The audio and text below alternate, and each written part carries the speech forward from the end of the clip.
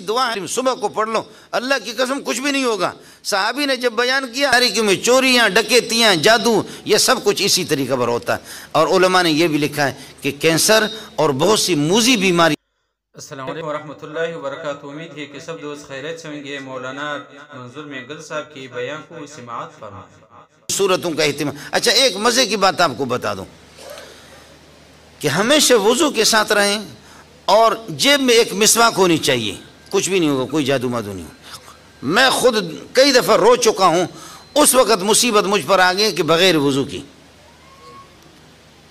بات بالکل چھوٹی سی ہے، کوئی کسی عامل کے پاس جانے کی ضرورت بھی نہیں ہے۔ ان صورتوں کا اہتمام کریں، وضو کے ساتھ رہا کریں، اور چھوٹا سا مسواک یہ ہے کہ جیب میں ہو، کچھ بھی نہیں ہوگا، کچھ بھی نہیں ہوگا۔ چھوٹی سی دعا ہے، بسم اللہ الذی لا یضر مع اسمہ شیء فی الارض ولا فی السماء وهو السمیع العلیم، صبح کو پڑھ لو، اللہ کی قسم کچھ بھی نہیں ہوگا۔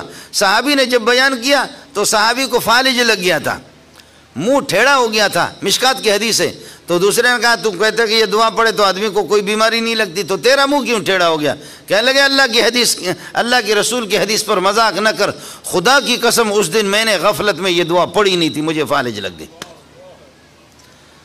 نبی کی حدیث اپنی جگہ پر بالکل ٹھیک ہے۔ مسلم شریف کی روایت کل میں بیان میں بتا رہا تھا ساتھیوں کو کہ ایک آدمی وہ بائیں ہاتھ سے کھا رہا تھا، حضرت اقدس صلی اللہ علیہ وسلم نے فرمایا کل بیمینک، دائیں ہاتھ سے کھاؤ۔ کہنے لگے لا استطیع، میری طاقت نہیں ہے، دائیں ہاتھ سے کھا نہیں سکتا، یہ مذاق کیا دائیں۔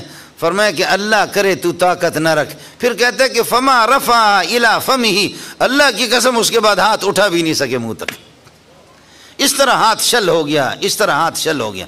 میرے پاس ابھی چند دن پہلے یہ مفتی صاحب یہاں بیٹھا ہوا ہے، مفتی ضیاء الدین صاحب، تو بندہ آ گیا، اس کے دونوں ہاتھ شل تھے۔ کہنے لگے کہ تعویذ معویذ دے دو، ابھی ہفتہ ڈیڑھ ہفتہ کی بات ہے، تعویذ معویذ دے دو، دم کرو، سنا تو دم میں ماہر ہے تمہیں۔ میرے ہاتھ شل ہو گئے۔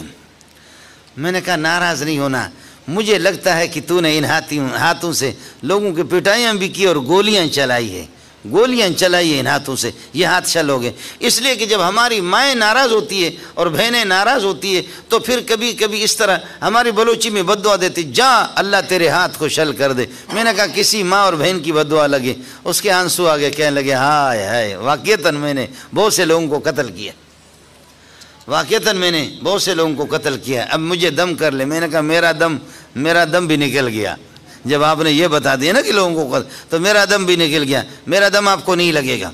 ایک بندہ آ گیا، بہت بڑے آدمی ہیں، کہنے لگے مولانا ایک آدمی مستقل رسول پاک صلی اللہ علیہ وسلم کو خواب میں دیکھ رہا ہے، حضرت کو خواب میں دیکھ رہا ہے، لیکن حضرت اپنا چہرہ نہیں دکھاتا، حضرت اس سے گفتگو نہیں کرتا، اس کی تعبیر کیا ہے؟ میں نے کہا لگتا ہے یہ بندہ درود بہت پڑھتا ہے، تہجد پڑھتا ہے، لیکن نبی جب اپنا چہرہ اس کو نہیں دکھاتا تو لگتا ہے کہ یہ درود بھی پڑھتا ہے، نبی کو دیکھتا ہے، لیکن حضرت چہرہ نہیں دکھاتا، اس سے گفتگو نہیں کرتا، تو لگتا یہ ہے کہ یہ آدمی شرابی ہے۔ کہنے لگے کہ مولانا، رونے لگے، کہنے لگے مولانا دعا کرو، خدا کی قسم میں خود ہوں، دعا کرو، اس کے بعد لعنت بھیجتا ہوں شراب پہ، میں شراب نہیں پیوں گا۔